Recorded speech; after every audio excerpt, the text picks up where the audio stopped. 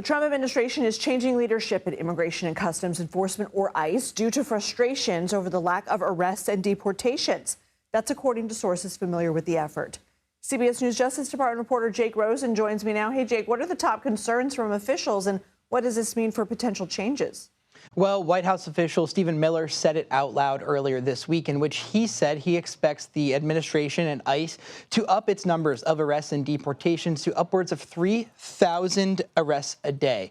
That's certainly a number that President Trump has focused on. He said he wanted to see more numerous times in the beginning of his administration. And by reassigning these two individuals, Kenneth Ganalo, who's going to be retiring, he's the head of the ICE enforcement and removal operations that conducts things like deportations, and the head of ICE's investigation arm, HSI, was also reassigned. An ICE spokesperson said that these changes are a realignment to support its increasing operational tempo. Certainly something to keep an eye on, as the Trump administration really has looked for ways to, like we've covered for the last couple of months, Lindsay, up the ways it can deport people and find ways to arrest people and get them removed as fast as possible before there are things like court challenges to potentially stop that. You've seen it under the Alien Enemies Act with Venezuelans, and potentially that act could be invoked against other groups of people to get them arrested and removed quicker. And Borders are Tom Homan just telling our Major Garrett on the takeout that while people who are in the country illegally, who are criminals or have a violent crime on their record are priority, anybody who's here illegally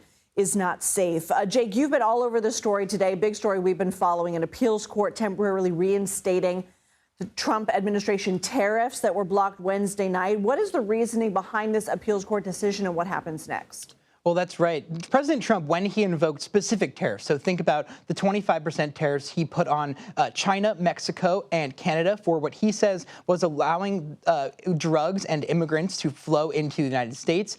He said that those were necessary under emergency provisions. In addition, he claimed on Liberation Day, April 2nd of this year, that he wanted to put a 10% sweeping tariff on every country the U.S. had a trade deficit with, also because of emergency provisions. A three-court panel in New York City last night said that there's no such appropriate circumstance. This emergency application that President Trump and his team tried to put in place does not fit the criteria that's necessary to really invoke that without Congress, and as a result, they struck that down. However, an appeals court here in D.C., a federal court of appeals, said that the tariffs can be temporarily stayed, which means that it's as if nothing happened for at least a week until later next week. The Department of Justice and the plaintiffs in this case, which include a number of Democratic states, have the ability to re-argue the case potentially and refile briefs in front of this appeals court.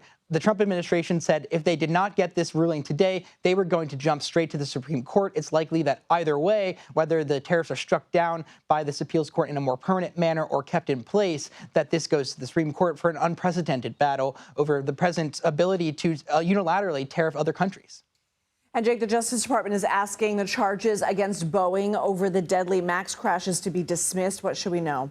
Yeah, and last week, the Justice Department and the Boeing company said that they had a non-prosecution agreement temporarily in place for now. There was a trial set to go next month in a criminal case that from two deadly plane crashes in 2018 and 2019, which left 346 people dead. The Biden administration attempted to prosecute this case. Would have been a landmark case against an airline that was known for non-compliance and really not taking care of its aircrafts, specifically that 737 jet.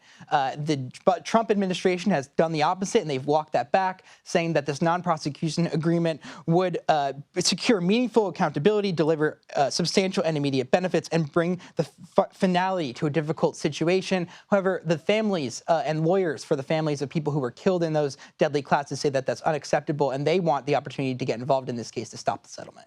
All right, Jake Rosen, thank you.